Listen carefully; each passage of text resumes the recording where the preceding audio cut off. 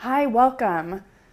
I'm Brentan, and this video is going to be about strengthening the wrists. Just a few exercises that we can use to help get the wrists to feel really good in our yoga practice, because that's a really common thing, is people having sore and tender wrists. Now, the other thing is that the wrist is a joint made of bones, and so we can't actually strengthen the joint itself. We actually want to strengthen the surrounding structures. So part of what this is going to mean is that we want to strengthen the hands, we want to strengthen the forearms. And so we can do a couple of things just in a tabletop position that'll help us a lot. The first thing is how we're using the fingers. We want the fingers, I always think of any weight-bearing posture on the hands as something that is simultaneously grabbing the floor as if I were trying to pull it up towards the body, and at the same time throwing the floor back out. So if you have stress balls or anything that's going to build that kind of grippy quality in your hands at home, that's another great way to strengthen the hands. When you're just on your yoga mat, and this is the tool that you're using, you can start by layering the fingers down from the tips of them, the first knuckle point. So you want to find on your yoga mat, as you hover over it, just like the first knuckle point of 8 of your fingers, not your thumbs probably. And then pushing them down until they get a little bit white. When that happens, then we can take the second knuckle down. And we want to keep the tips of the fingers grounding really well. And we're just going to keep layering down knuckle by knuckle all the way until all of the fingers and where the fingers meet the palm are on the floor. And as you press down here, this can be a really big stretch if you're not used to stretching your fingers like this. So that'll get better over time. But other than that, this is kind of the spirit of the fingers that we want to employ. So once you have your fingers spread well, they're nice and grippy, you can layer both of the wrists down to the floor. And the way that we can start to strengthen the hands and the forearms together is with a few wrist lifts. So first you want to center your weight in a tabletop position so that you feel good.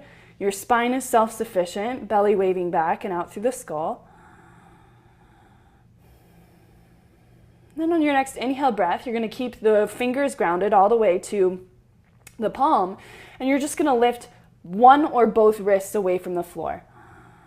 And then on your exhale, you're going to try to lower the wrists lightly, as if you didn't want to take any weight back into them, and you should feel the forearms start to charge. And so we're just going to do this 5 times. Inhale, lifting the wrists, maybe the thumbs lift too. And exhale, lowering the wrists back down, trying to keep them as light as we can. Inhale, lifting. And exhale, lowering. Inhale, lifting.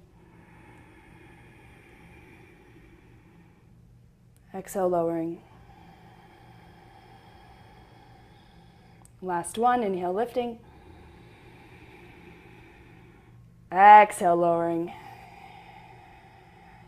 And to stretch out now, we can rotate the fingers away from us, like little butterfly wings, so that the wrists face toward each other. And you can just give a little bit of weight as long as that feels okay. And if you want a little bit more, try to rotate completely so that now the fingers are rotating back towards the knees with the wrists driving down towards the floor. If it doesn't go to the floor, that's okay. And then to stretch out the forearms, you're going to start to slide the hips more back towards the heels and just start to feel that open up. So just that simple little exercise for the wrists is going to start to empower the whole muscular structure of the hands and the forearms. And so the idea is that when those two parts of the body get really strong, the wrists actually feel really light, like they're not really bearing weight at all. And sometimes I like to think like my wrists are trying to lift up so I could slide a postcard or something underneath them, and that typically works really well. One of the things you want to watch out for as you start getting into the finger gripping and all of that stuff is sometimes we grip so much with the tips of the fingers that the stems of the fingers create a little tent away from the floor. And in general, we want to use all of our knuckles because our fingers are half of our palm. So when the fingers are lifted like this, it's not as powerful and empowering to us as if they were spread out. So we want to get the fingers spread out, the tips of them gripping down like a bear, like you're clawing, but the stems of them through all of the bases of the knuckles also have that press energy. That's the press energy through the stems of the fingers. The pulling energy up to the body is with the fingertips.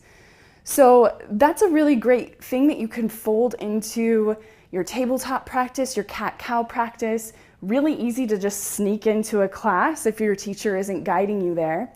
And then the next place that you can go with that same exercise is into downward facing dog position.